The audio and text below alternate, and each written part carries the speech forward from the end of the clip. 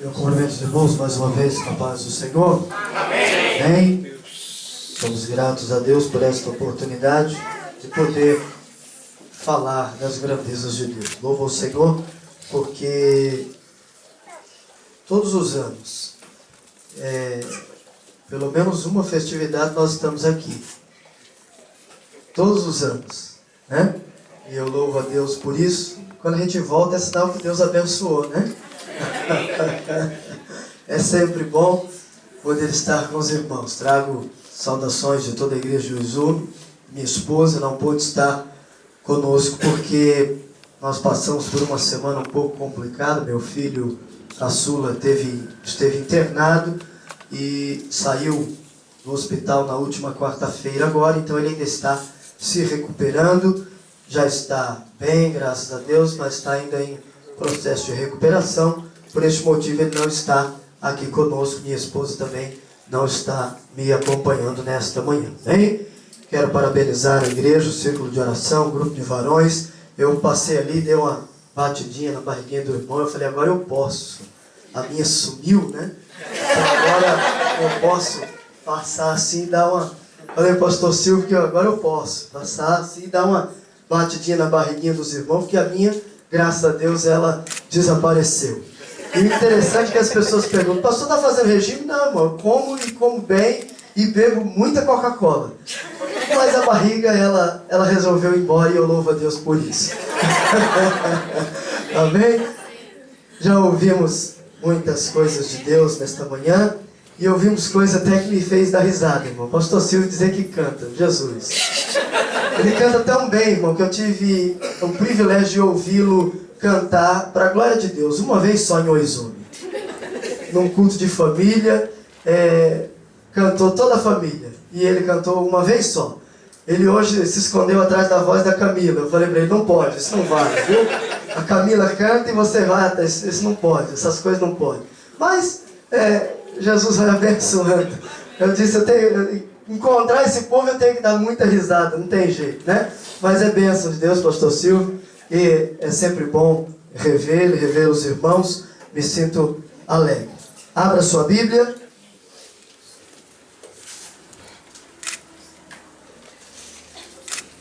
No texto, no livro do Apocalipse, aonde está inserido o tema desta festa.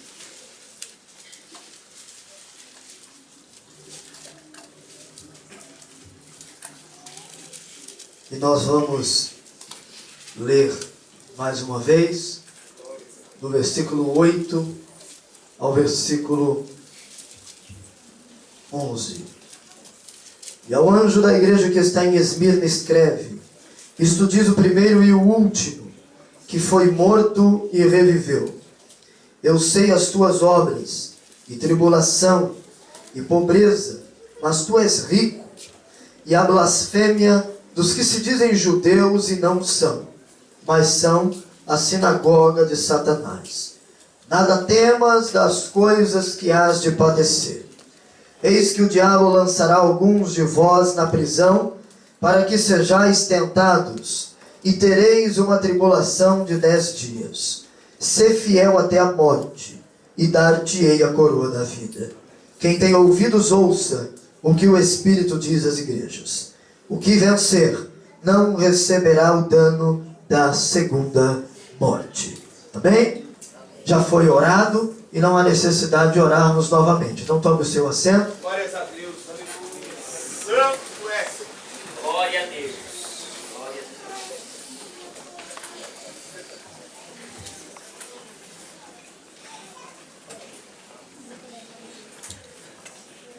Santos de Deus, igreja eleita do Senhor, nós estamos diante de um texto da palavra do Senhor.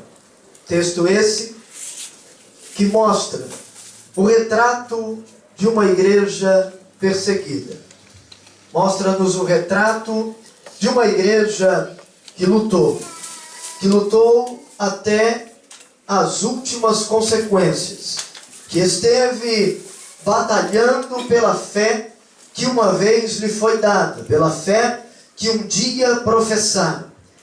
E quando nós olhamos a carta, a segunda carta, carta direcionada à igreja em Esmirna, e nós vemos o Senhor Jesus falando, direcionando a carta ao anjo da igreja, ao obreiro que ali estava, para que este transmitisse tudo à sua congregação, à igreja do Senhor.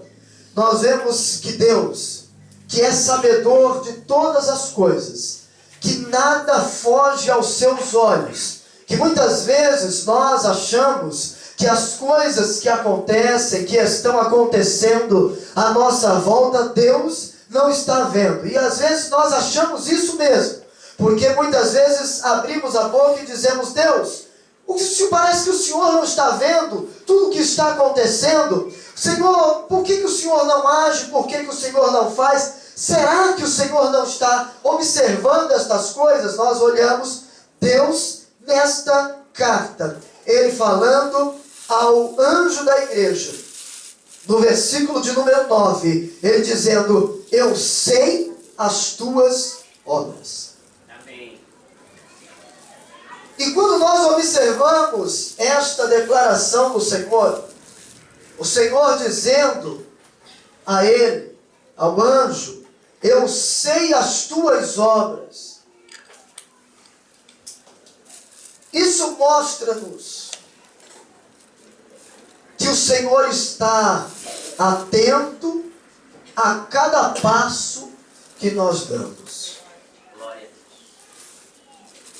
Quando nós lemos o Salmo 139, e que vemos o texto falar sobre o Deus que sonda, o sondar, a palavra sondar, na sua raiz original, ela quer dizer acompanhar de perto. Quando nós louvamos, como os irmãos de Isesá que louvaram hoje aqui, e toda a igreja louvou junto, todos nós louvamos, e dizemos: sonda-me, Senhor, e me conhece. Nós estamos chamando o Senhor, nós estamos convidando o Senhor para nos observar de perto, para caminhar passo a passo conosco. Sondar quer dizer estar perto, acompanhar. E o Senhor está dizendo: eu sou aquele que sonda. E como Ele sonda, como Ele acompanha de perto, Ele diz ao anjo da igreja, Ele diz à igreja nos dias de hoje: eu sei as tuas obras. E quando se fala de obras, fala-nos de trabalho executado na obra do Senhor. E quando nós analisamos a Bíblia, nós vemos que existem obras de palha, de madeira, de feno, de prata, de ouro, de pedras preciosas.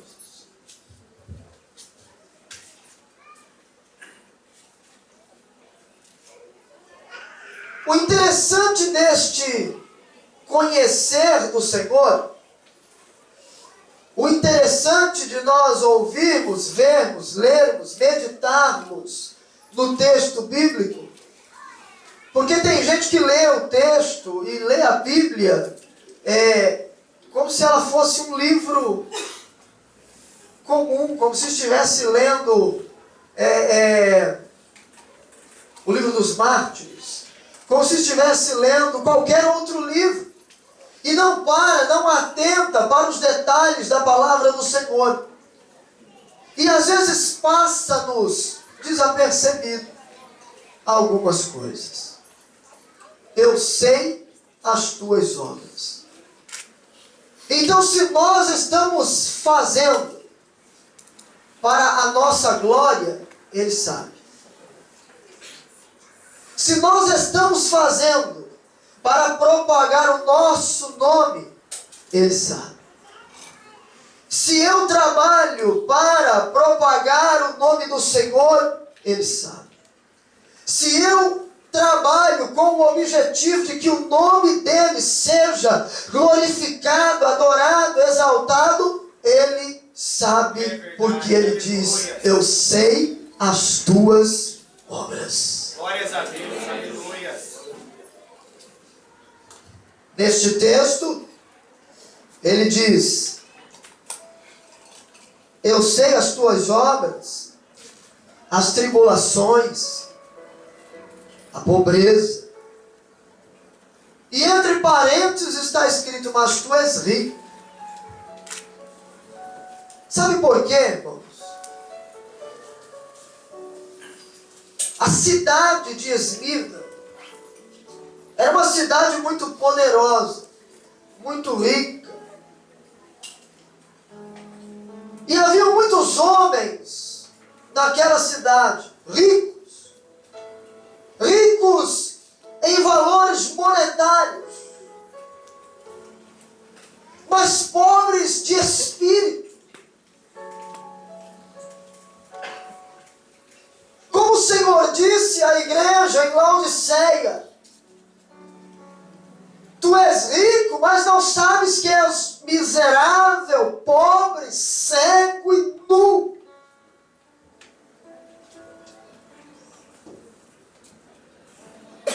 E muitas pessoas medem o grau de riqueza pelo que possuímos, de valores, de poder aquisitivo.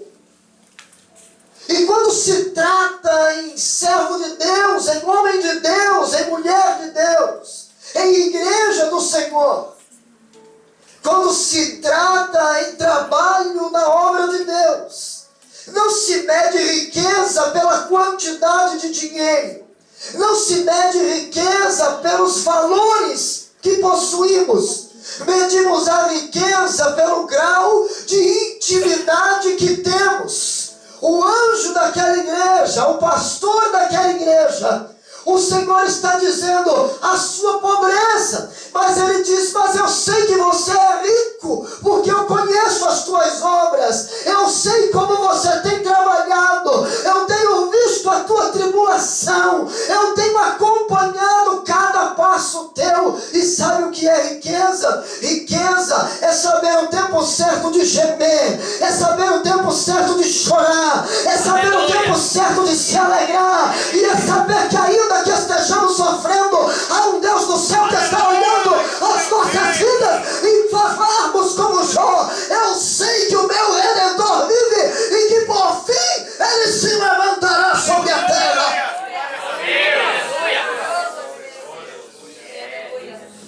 Dinheiro não compra felicidade. Dinheiro não compra céu. Dinheiro não compra valores eternos. E a tribulação que nós passamos nessa vida, o apóstolo Paulo diz, ela é leve e é momentânea.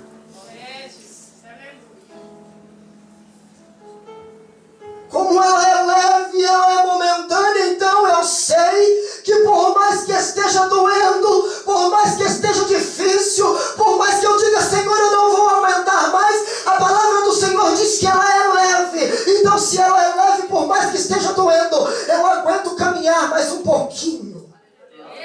Aleluia. Porque a dor vai passar. Glória a Deus. Porque a tribulação dura só um momento.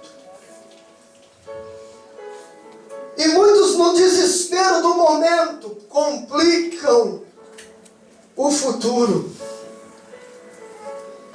Por algo momentâneo e passageiro, perdemos o que é eterno. Eu estava buscando ao Senhor. E embora nós estejamos ministrando sobre o livro do Apocalipse ali na igreja de Oizumi, mas eu disse: Deus, o que o Senhor quer falar com a tua igreja?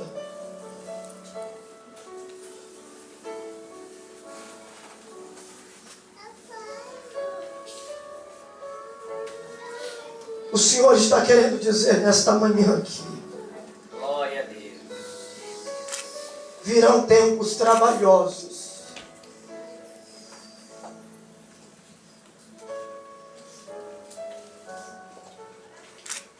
Virão tempos de dificuldade.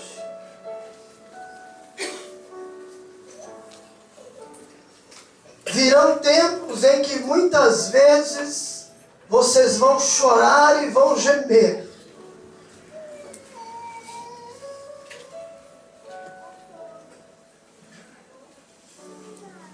Mas nunca se esqueçam de que eu, Senhor, estou no comando de todas as coisas.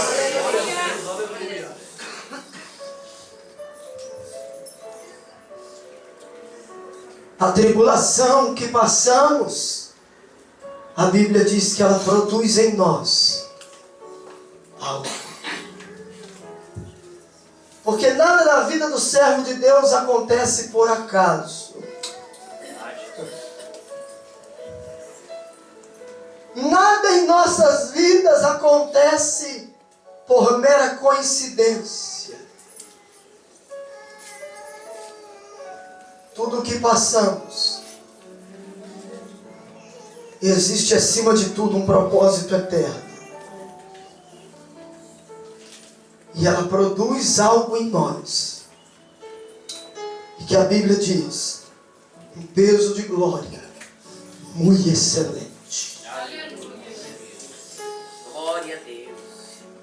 Porque a tribulação que passamos aqui, Paulo diz, não há de se comparar com a glória que em nós há de ser revelada.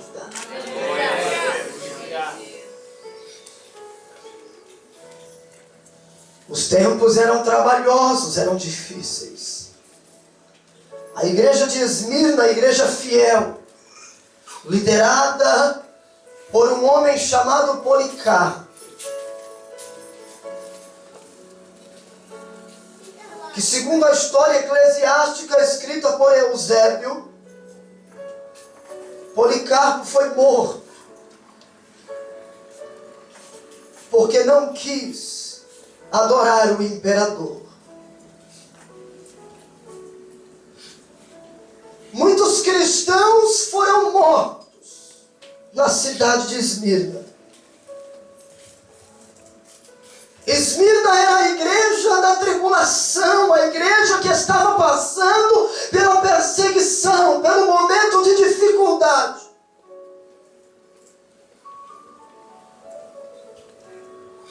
Mas se você observar a história da igreja de Esmirna, você vai ver que Deus estava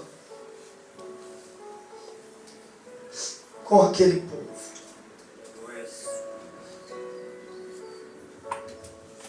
A palavra Esmirna significa mirra.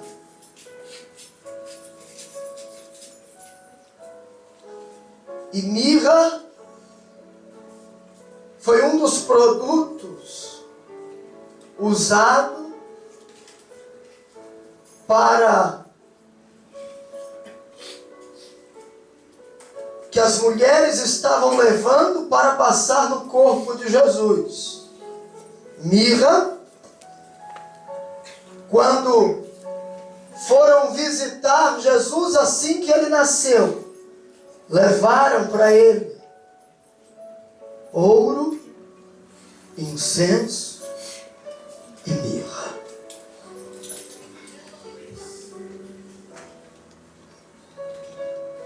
Mirra era um material usado, um produto usado para embalsamar os corpos naqueles dias. E Esmirna, que quer dizer mirra, era a igreja perseguida até a morte, a igreja embalsamada. Mas a igreja que quanto mais apertava, mais ela exalava o perfume de Cristo. A igreja que quanto mais sofria perseguições, mais estava aos pés do Senhor.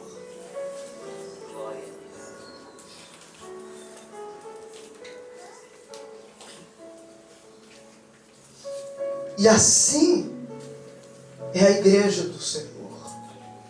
Assim somos nós. Quanto mais sofremos e vamos para os pés de Cristo, mais produzimos fruto.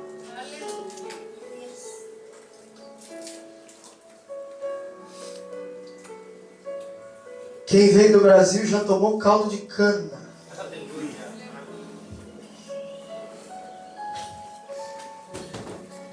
A cana, você olha para ela e você diz: isso é feio demais, não tem nada, cheio de nó, não é? Não é verdade? Do que se pode tirar disso aí?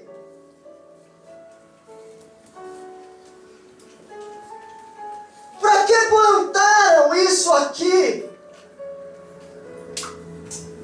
Que negócio feio, cheio de trava, cheio de nó. Aí você corta. E tira a casca. Está entendendo aí?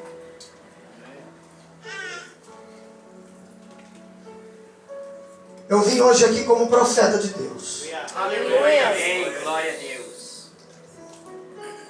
E eu não sou profeta levado pelo vento.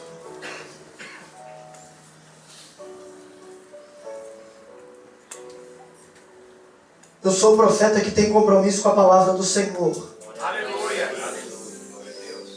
E o que está aqui nós vamos falar.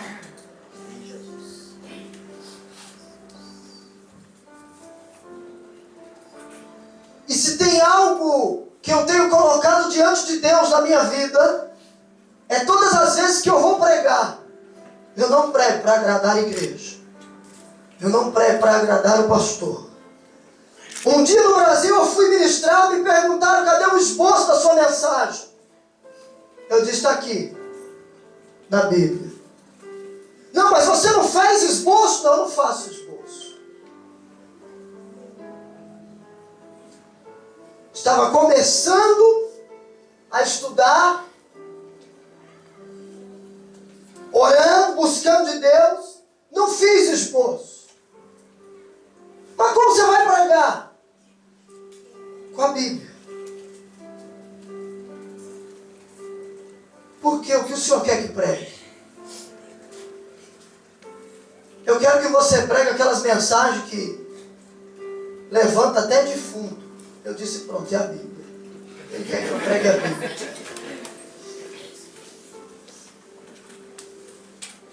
Aquele dia Deus me revelou até pensamento. Mas eu nunca mais voltei. Mas eu não levei nada de volta para minha casa. Muitos de nós éramos essa cana, que as pessoas olhavam para você e para mim e diziam: pode sair alguma coisa boa daí? Quem era você? Quem era eu? Quem éramos sem Jesus?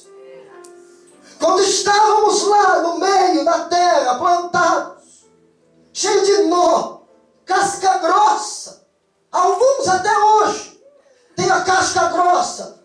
Nasci assim, vou morrer assim. O facão de Jesus está tirando a casca grossa da cana. E ele está gritando e gemendo. Nem entrou no moedor ainda.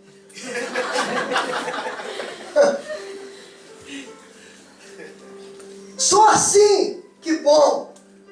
Se morrer assim, vai para o inferno. Como Jesus te ama, Ele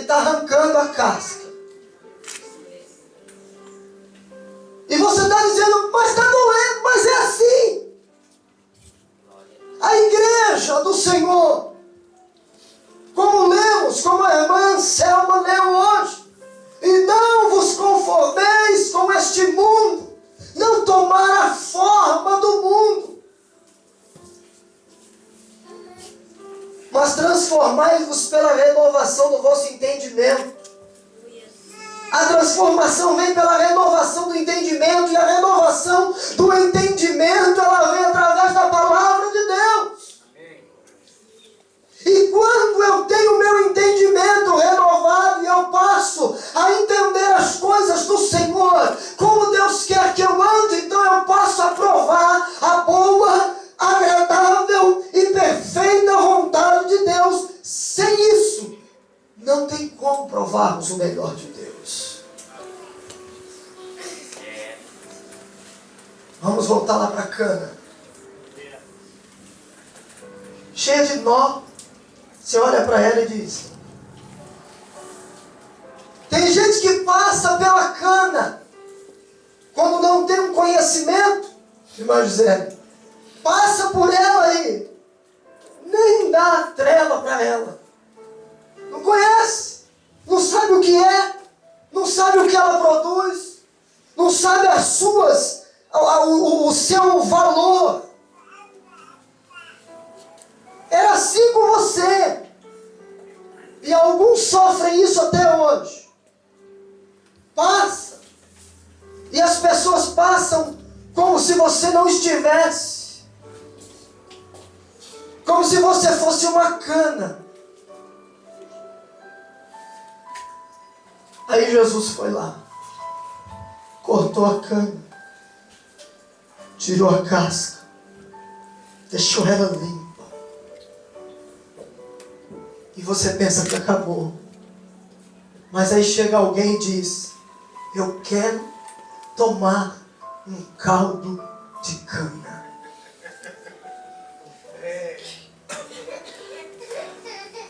Sabe o que é isso?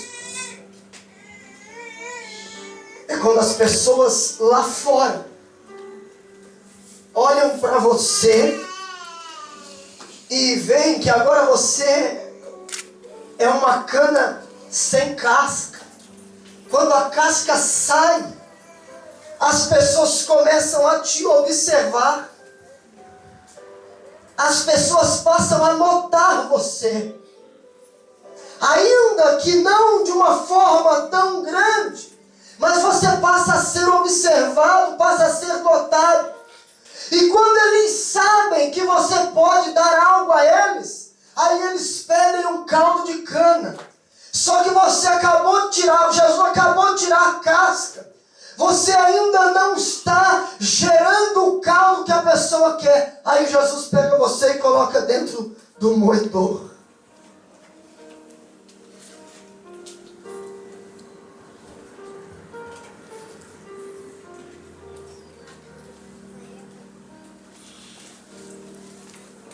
Você e eu somos